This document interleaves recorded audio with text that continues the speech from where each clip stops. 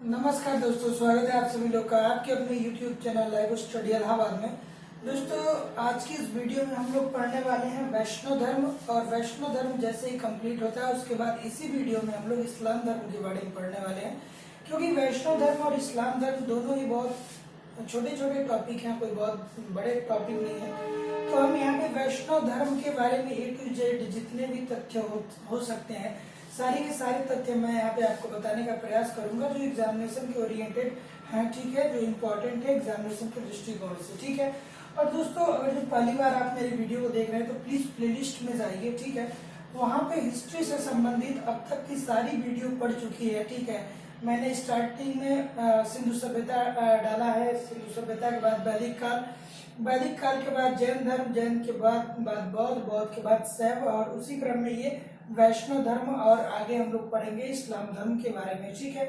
तो दोस्तों, चैनल को सब्सक्राइब कर लीजिए, वीडियो को लाइक कर दीजिए, कमेंट कर दीजिए, बेल आइकन को दबा दीजिए, ताकि जब भी हम नेक्स्ट वीडियो अपलोड करें आपको नोटिफिकेशन मिल पाए। और दोस्तों, इस चैनल पे आप बने रहिए, मेरी गारंटी है अगर 2 से 3 महीने आप इस चैनल पे दे दिए तो आपको जीके में या जीएस में आपको ऐसा नहीं लगेगा कि आपका सिलेक्शन जीके या जीएस की वजह से नहीं हो पा रहा है, ठीक है। चलिए मूव करते हैं दोस्तों, पढ़ते हैं वैष्णव धर्म के बारे में।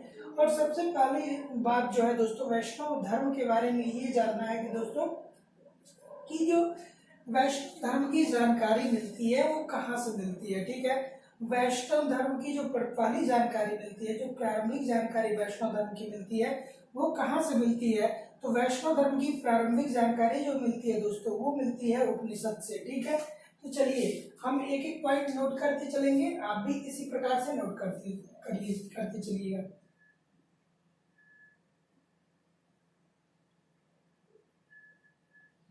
प्रारंभिक, ठीक है दोस्तों।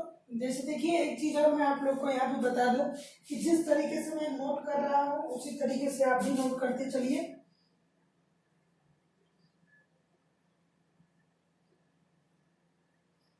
प्रारंभिक जानकारी,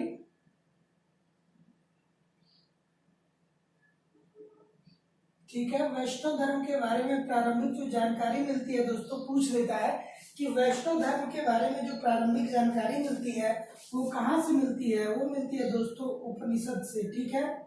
वो मिलती है उपनिषद से, ठीक है। वैष्णव धर्म के बारे में जो प्रारंभिक जानकारी मिलती है वो उपनिषद से मिलती है। इसके बाद दोस्तों ये जानना बहुत जरूरी हो जाता है कि ये जो वैष्णव धर्म है इसके प्रवर्तक कौन हुए। तो जो वैष्णव धर्म के जो प्रवर्तक हुए दोस्तों, वो हुए भगवान कृष्ण, ठीक है। जैसा कि आपको पता है कि वैष्णव धर्म के जो प्रवर्तक हुए, वो जो वैष्णव धर्म संबंधित है वो भगवान कृष्ण से संबंधित है। और कृष्ण का जन्म स्थान कहाँ हुआ था दोस्तों, आपको पता होना चाहिए। कृष्ण का जो जन्म स्थान हुआ वो मथुरा में हुआ, ठीक है। तो चलिए, जो प्रवर्तक हुए दोस्तों, प्रवर्तक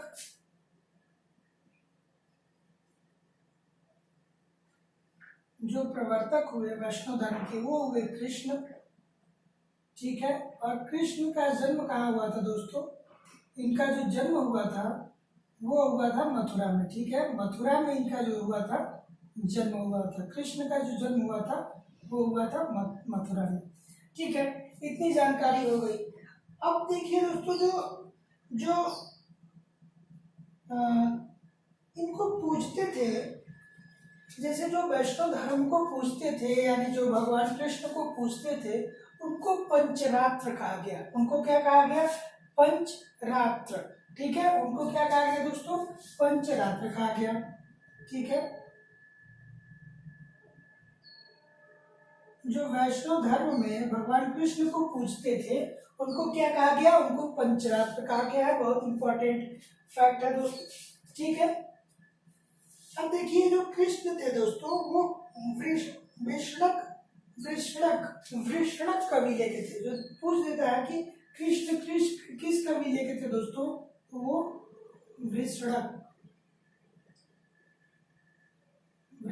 कबीले के थे, ठीक है। पूछ देता है कि कृष्ण जो थे वो किस कबीले के थे, वो वृषणक कबीले के थे, ठीक है। आगे हम मूव करते हैं दोस्तों। और सबसे अच्छी बात आती है दोस्तों कि जो भगवान कृष्ण, ठीक है, जो भगवान कृष्ण का उल्लेख हुआ है वो सर्वप्रथम कहाँ हुआ है, ठीक है। तो जो भगवान कृष्ण का प्रथम उल्लेख हुआ है दोस्तों वो छंदोग्य उपनिषद में भगवान कृष्ण का प्रथम बार उल्लेख मिलता है, ठीक है। प्रथम उल्लेख जो मिलता है दोस्तों, प्रथम उल्लेख वो कहाँ से मिलता है दोस्तों, वो मिलता है छंदोग्य उपनिषद से। कहाँ से मिलता है दोस्तों,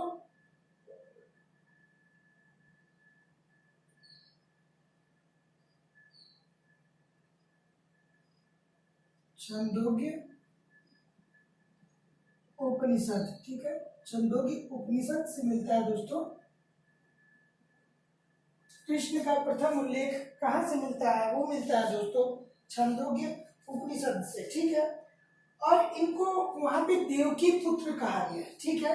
कृष्ण नाम का जो प्रथम उल्लेख मिलता है वो मिलता है छंदोग्य उपनिषद से, और इनको क्या कहा गया है, इनको कहा गया है देवकी पुत्र। तो देखिए दोस्तों, अभी तक हम लोगों ने क्या पढ़ा, हम लोग वैष्णव धर्म पढ़ रहे हैं, और जो वैष्णव धर्म की प्रारंभिक जो जानकारी मिलती है दोस्तों वो उपनिषद से मिलती है, ठीक है। और जो इसके प्रवर्तक हुए, वैष्णव धर्म के जो प्रवर्तक हुए वो भगवान श्री कृष्ण हुए, और जो कृष्ण को मानने वाले थे वो पंचरात्र, देखिए जो वैष्णव धर्म के प्रवर्तक हुए वो कृष्ण हुए, और ये वृषणक कबीले के थे। इनका जो जन्म स्थान है दोस्तों मथुरा में है, और जो भगवान कृष्ण को मानने वाले थे या जो नारायण को मानने वाले थे वो पंचरात्र कहलाए, ठीक है। इनका प्रथम उल्लेख जो मिलता है दोस्तों, भगवान श्री कृष्ण का प्रथम उल्लेख, इस नाम का जो प्रथम उल्लेख मिलता है भगवान कृष्ण, इसका प्रथम उल्लेख मिलता है छंदोग्य उपनिषद में, ठीक है। इतना आप लोगों ने कर लिया। अब हम लोग आगे बढ़ते हैं दोस्तों, और इम्पोर्टेंट चीजें देखिए पूछ लेता है कि वेशनगर, ठीक है, वेशनगर स्तंभ, ठीक है। वेशनगर स्तंभ किससे संबंधित है, ठीक है। वेश नगर स्तंभ, वेशनगर स्तंभ किससे संबंधित है, तो ये दोस्तों संबंधित है भगवान कृष्ण से, ठीक है। भगवान कृष्ण से संबंधित है, ठीक है। वासुदेव कृष्ण का सबसे प्रारंभिक अभिलेख ही जो है दोस्तों वो है वेशनगर का अभिलेख, वेशनगर स्तंभ अभिलेख, ठीक है। पूछ देता है कि भगवान श्री कृष्ण से संबंधित जो स्तंभ लेख है या जो अभिलेख है वो कौन सा है दोस्तों, वो है वेशनगर स्तंभ अभिलेख, ठीक है। आगे मूव करते हैं दोस्तों, और सबसे इम्पोर्टेंट चीजें पढ़ते हैं कि ये 10 अवतार, ठीक है। भगवान कृष्ण के 10 सॉरी हाँ ठीक है। अब हम बात करते हैं भगवान विष्णु के बारे में, ठीक है। तो विष्णु के 10 अवतारों का उल्लेख जो मिला है दोस्तों वो मिला है, कहाँ से मिला है, वो मिला है दोस्तों मत्स्य पुराण से। विष्णु 10 अवतार, ठीक है, 10 अवतार, ठीक है। विष्णु के जो 10 अवतार मिले हैं दोस्तों वो कहाँ से मिले हैं, मत्स्य पुराण से, मत्स्य पुराण से, ठीक है। जिसमें क्या कहा गया दोस्तों, विष्णु के 10 अवतारों का उल्लेख मिलता है दोस्तों, वो कहाँ से मिलता है, विष्णु के 10 अवतारों का जो उल्लेख मिलता है वो मिलता है मत्स्य पुराण से, ठीक है। आगे हमारे जो अगला बहुत इंपॉर्टेंट पॉइंट है दोस्तों कि गुप्त काल में विष्णु का वराह अवतार, ठीक है, पूछ देता है कि वराह अवतार पूछ देता है कि विष्णु का वराह अवतार किस काल में हुआ दोस्तों, तो ये वराह अवतार जो हुआ दोस्तों वो हुआ गुप्त काल में, ठीक है। ये किस काल में हुआ दोस्तों, विष्णु का वराह अवतार किस काल में हुआ, तो विष्णु का वराह अवतार जो हुआ दोस्तों वो गुप्त काल में हुआ, ठीक है। अब हम आगे मूव करते हैं कि वैष्णव धर्म में भगवान को पाने का सबसे मुख्य साधन क्या था दोस्तों, वो था भक्ति, ठीक है।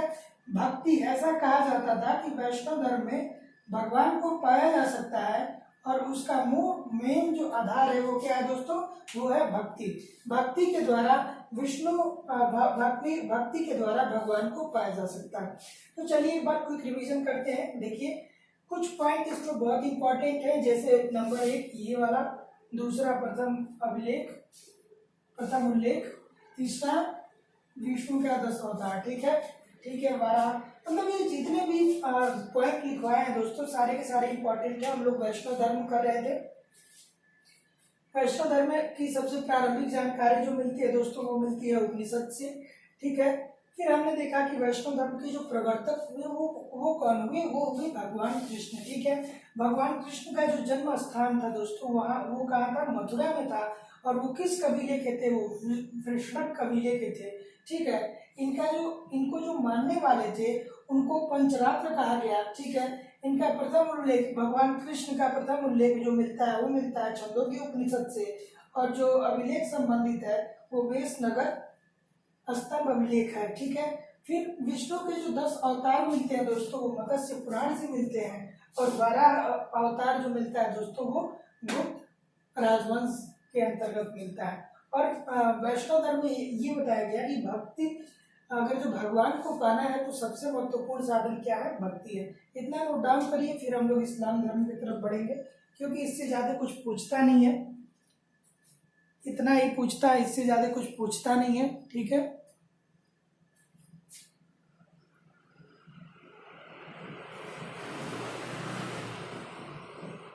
चलिए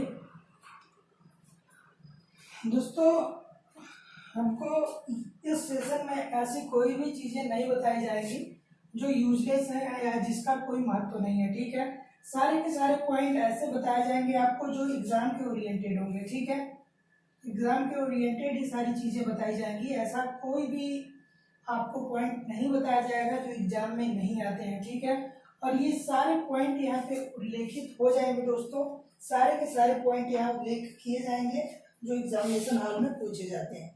अब हम लोग बढ़ेंगे दोस्तों इस्लाम धर्म के बारे में।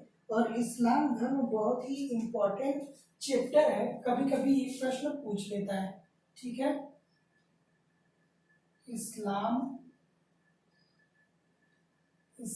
धर्म। ठीक है, इस्लाम धर्म एक क्वेश्चन कभी ना कभी इससे देखने को मिल जाते हैं। और इस्लाम धर्म में जो दोस्तों हजरत मोहम्मद साहब से जो बेसिक जानकारी है, जो इनके माता पिता या चाहे इनकी पत्नी, बेटे और इनके जो दामाद हुए, उनसे संबंधित जो फैक्ट होते हैं वही पूछ लेता है। ठीक है, तो इस्लाम धर्म के बारे में सबसे पहले हम लोग क्या पढ़ेंगे, इस्लाम धर्म के बारे में सबसे पहले हम लोग पढ़ेंगे कि इस्लाम धर्म के संस्थापक कौन हुए। ठीक है, तो इस्लाम धर्म के जो संस्थापक हुए वो हजरत मोहम्मद साहब हुए, जिनका जन्म 570 ईस्वी में मक्का के हीरा नामक गुफा में हुआ था। ठीक है, बहुत इंपॉर्टेंट है, चलिए नोट डाउन करते रहिए। ठीक है, संस्थापक, ठीक है, इस्लाम धर्म के जो संस्थापक हुए,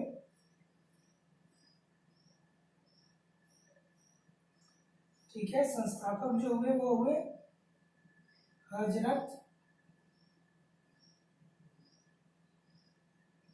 मोहम्मद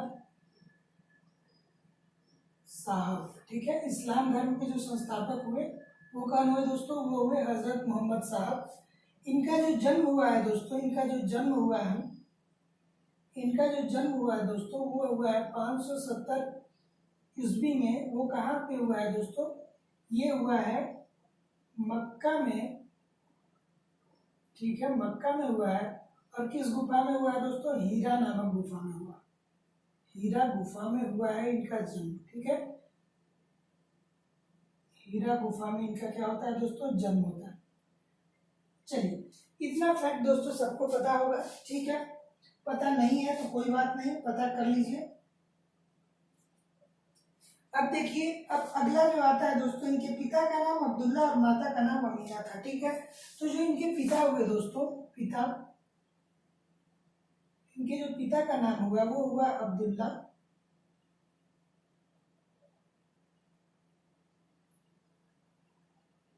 पिता का नाम अब्दुल्ला हुआ दोस्तों। और माता जो हुई उनका नाम हुआ दोस्तों अमीना, माता का नाम जो हुआ वो हुआ अमीना। ठीक है, पिता का नाम अब्दुल्ला और माता का नाम जो हुआ दोस्तों वो हुआ अमीना। ठीक है, हजरत मोहम्मद ने क्या हुआ दोस्तों कि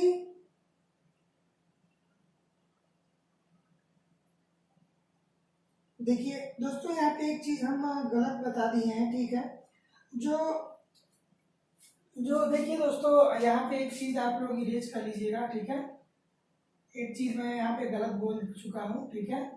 वो क्या है दोस्तों कि जो हजरत मोहम्मद का जन्म हुआ था दोस्तों, वो मक्का में हुआ था, और हीरा नामक गुफा में इनको क्या हुई थी, ज्ञान की प्राप्ति हुई थी। तो ठीक है दोस्तों, इसको इसको आप लोग करेक्टिफाई कर लीजिएगा। ये हीरा गुफा में इनको क्या हुआ था दोस्तों, ज्ञान की प्राप्ति हुई थी, ठीक है। हीरा गुफा में इनको क्या हुई थी दोस्तों, ज्ञान की प्राप्ति हुई थी, ठीक है दोस्तों। कभी कभी ऐसा हो जाता है, तो आप लोग इतना इस बात को सीरियस ना लीजिएगा, क्योंकि कभी कभी ऐसा हो जाता है कि दिमाग में कुछ चीजें इधर उधर हो जाती है, स्किप कर जाती हैं। तो ठीक है, कोई बात नहीं। हम लोगों ने अभी तक क्या देखा, हम लोगों ने देखा जो इस्लाम धर्म के जो संस्थापक हुए वो हजरत मोहम्मद साहब हुए, ठीक है। उनका जो जन्म हुआ दोस्तों वो 570 ईस्वी में हुआ, और कहाँ पे हुआ दोस्तों, मक्का में हुआ। इनके पिता का नाम अब्दुल्ला था, माता का जो नाम था वो अमीना था, और इनको जो ज्ञान की प्राप्ति हुई वो कहाँ पे हुई दोस्तों, हीरा नामक गुफा में इनको ज्ञान की प्राप्ति हुई, ठीक है। और कब ज्ञान की प्राप्ति हुई दोस्तों, वो हुई 610 ईस्वी में, ठीक है, याद रखिएगा। 610 ईस्वी में इनको ज्ञान की प्राप्ति हुई, ठीक है। चलिए अब आगे मूव करते हैं दोस्तों। अब आगे मूव करते हैं कि इनकी शादी 25 वर्ष की अवस्था में दोस्तों खदीजा नाम की एक विधवा से हुई, ठीक है। अब मोहम्मद साहब की जो शादी हुई दोस्तों, वो 25 वर्ष की अवस्था में खदीजा नाम की एक महिला से हुई, और वो महिला जो थी वो विधवा थी, ठीक है। तो इनका जो विवाह हुआ दोस्तों, इनका जो विवाह हुआ वो किससे हुआ दोस्तों, वो हुआ खदीजा से, ठीक है। और खदीजा क्या थी दोस्तों, एक विधवा थी, ठीक है।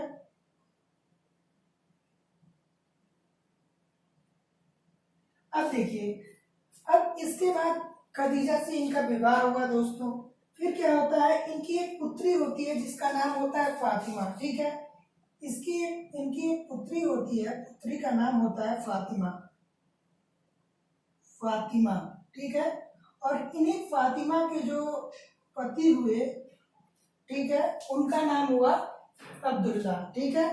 तो हजरत मोहम्मद साहब के दामाद जो हुए दोस्तों, सॉरी अब्दुल्ला नहीं, अली, जो दामाद हुए दोस्तों वो हुए अली, ठीक है। वो कौन हुए दोस्तों, वो हुए अली, ठीक है। इतना इंपॉर्टेंट है दोस्तों, आप लोग याद रखिएगा। ये बेसिक सी जानकारी है कि इस्लाम धर्म का संस्थापक जो हुए वो हजरत मोहम्मद साहब हुए।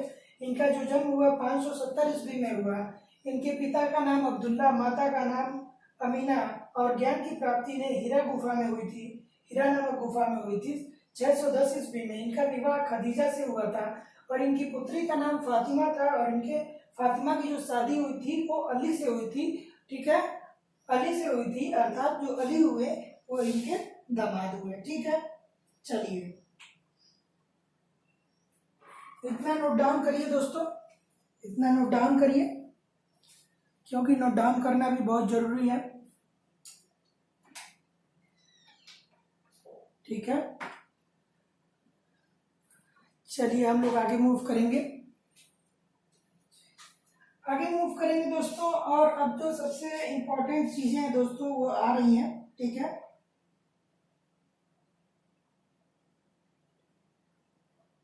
कि पवित्र ग्रंथ, ठीक है, इस्लाम पूछ देता है कि इस्लाम धर्म का पवित्र ग्रंथ कौन सा है दोस्तों, पवित्र ग्रंथ, ठीक है। पवित्र ग्रंथ जो है दोस्तों वो कौन है, वो है कुरान, ठीक है। इस्लाम धर्म का जो पवित्र ग्रंथ है वो क्या है दोस्तों, वो कुरान है, ठीक है। पूछ लेता है दोस्तों, इजी सा प्रश्न है लेकिन पूछ लेता है, और आदमी इसमें स्टूडेंट कभी कभी कंफ्यूज भी हो जाते हैं, ठीक है।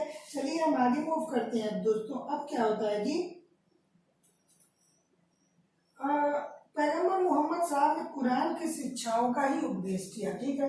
तो पूछ लेता है ये भी कि जो पैगंबर मोहम्मद साहब थे उन्होंने किस चीज का उपदेश दिया, तो उन्होंने कुरान की शिक्षाओं का ही उपदेश दिया। ठीक, अब क्या होता है दोस्तों, अब यहाँ पे होता है हजरत मोहम्मद साहब की मृत्यु। ठीक है, हजरत मोहम्मद साहब की मृत्यु होती है दोस्तों, और ये काफी इंपॉर्टेंट है क्योंकि इसके बाद एक महत्वपूर्ण घटना होती है।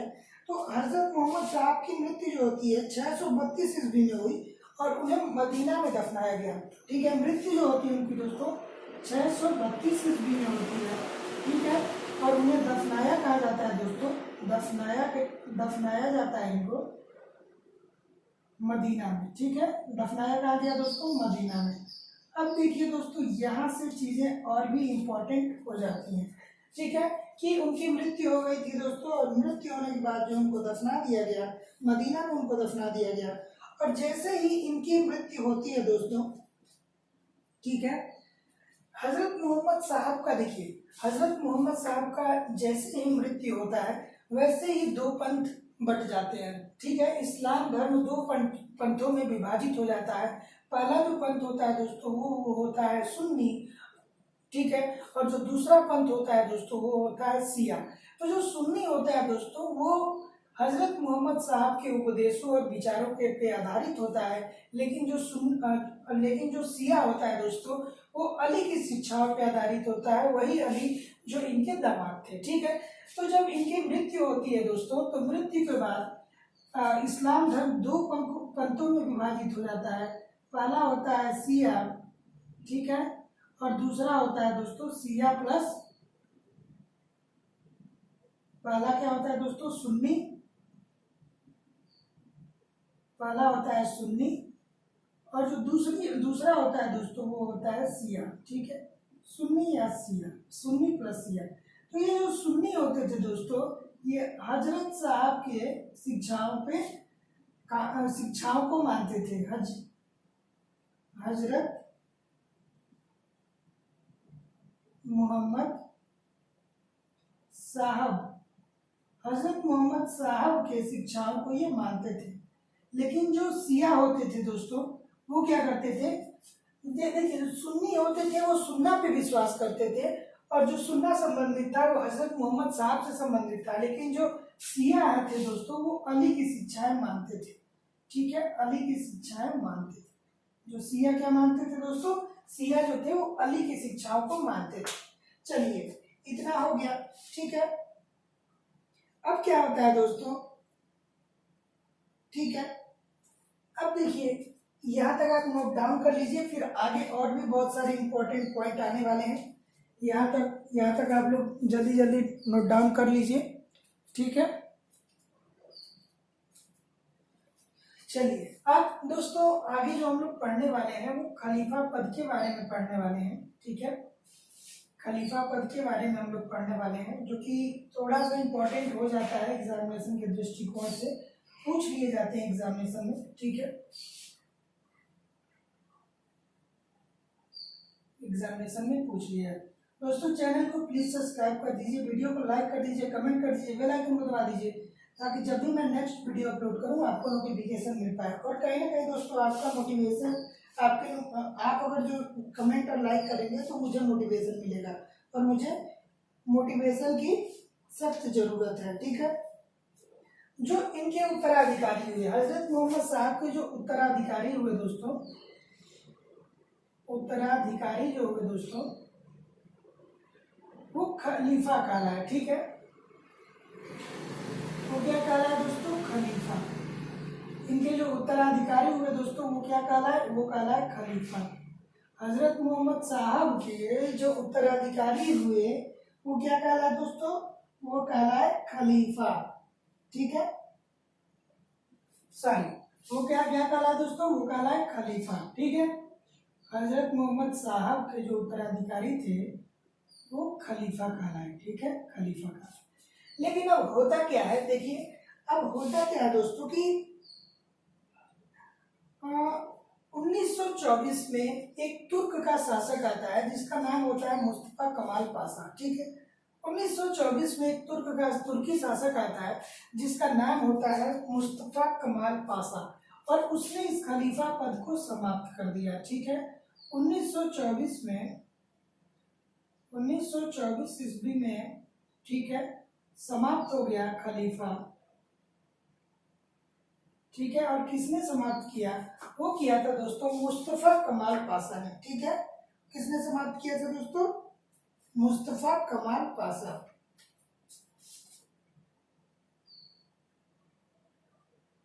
मुस्तफा कमाल पाशा, ठीक है। तो पूछ देता है दोस्तों कि खलीफा पद की समाप्ति किसने किया था, ठीक है। इस्लाम धर्म में खलीफा पद की समाप्ति किसने किया था? तो एक तुर्क शासक हुआ जिसका नाम था मुस्तफा कमाल पाशा। इसने इसने क्या किया? खलीफा की उपाधि को समाप्त कर दिया, ठीक है।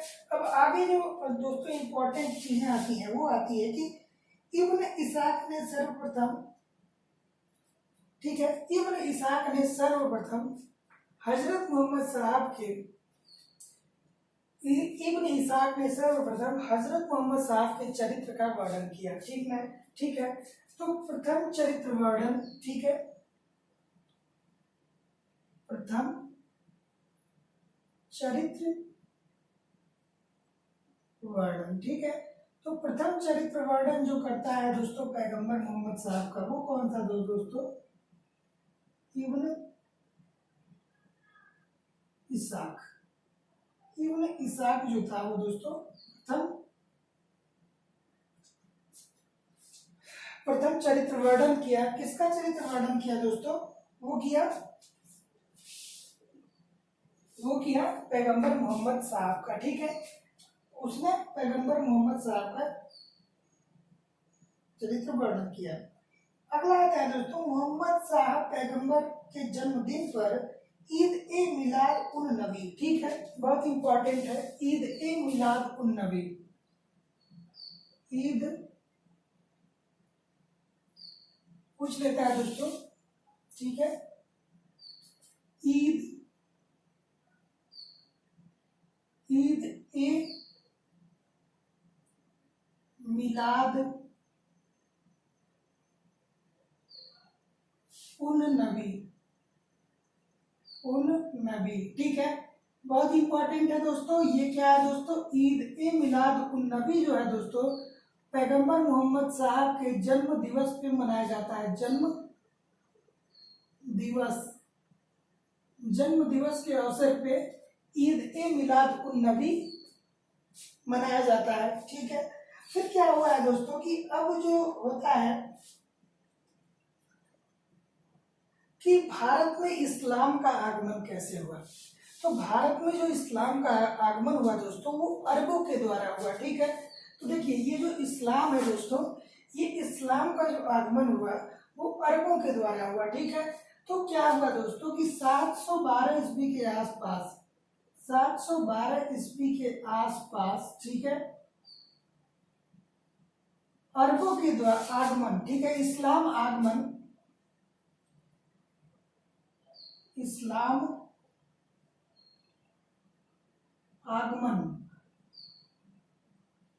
हुआ। किसके द्वारा? अरबों के द्वारा। अरबों के द्वारा क्या हुआ दोस्तों? इस्लाम का आगमन हुआ, ठीक है। अरबों के द्वारा क्या हुआ? इस्लाम का आगमन हुआ, ठीक है। और देखिए दोस्तों अभी तक हम लोगों ने क्या क्या पढ़ा? हम लोग पढ़ लिए इस्लाम धर्म पढ़ रहे थे, ठीक है। इसी क्रम में हमने ये पढ़ा कि जो हजरत मोहम्मद साहब की जब मृत्यु हो गई तो सुन्ना और शिया दो पक्षों में, दो पंथों में ये विभाजित हो गए, ठीक है। तो जो हजरत मोहम्मद साहब के उत्तराधिकारी हुए दोस्तों वो खलीफा कहलाए। लेकिन फिर क्या हुआ दोस्तों कि 1924 ईस्वी में एक तुर्की का शासक आया जिसका नाम था मुस्तफा कमाल पाशा। उसने क्या किया? उसने इस खलीफा की पद की समाप्ति कर दी, ठीक है। उसके बाद आता है दोस्तों कि पैगंबर मोहम्मद साहब के प्रथम जीवन चरित्र का वर्णन जो किया था दोस्तों वो किया था इब्न इसाक ने किया था, ठीक है। और फिर हम लोग पढ़ते हैं कि हजरत मोहम्मद साहब के जन्मदिन के अवसर पे कौन सा पर्व मनाया जाता है? तो वो मनाया जाता है ईद ए मिलाद उन नबी। ईद ए मिलाद उन नबी बहुत इंपॉर्टेंट है, याद रखिएगा, ठीक है। फिर 1700, अब देखिए ये हम लोग यहाँ इस पॉइंट को थोड़ा सा मैं विस्तार से बताऊंगा आपको कि दाहिर जो था दोस्तों, दाहिर के बारे में आप लोग जानते होंगे। ठीक है। तो 1712 ईस्वी में, चलिए हम वो सेपरेटली जब आगे पढ़ाऊंगा तो सारी चीजें बताऊंगा, लेकिन अभी तक आप बस इतना जान लीजिए कि इस्लाम का जो आगमन हुआ भारत में, इस्लाम जो भारत में आया वो 712 ईस्वी में अरबों के द्वारा आया।